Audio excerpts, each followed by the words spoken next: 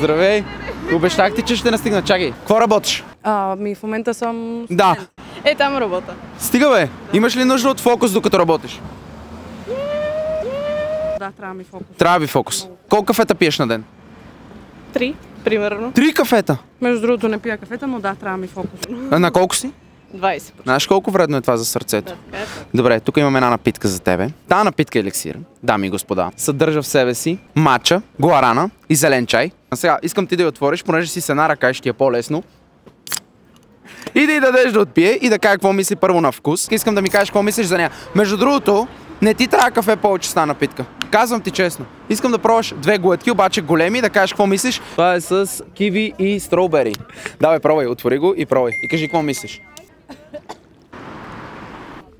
До 6 часа фокус. Първоначално е много интересен вкус, после става по-хубаво. Гадаличка леко езика, защото е нежно газирана. Има малко странен вкус, ама не. Харесва ми. Би ли заменила кафето?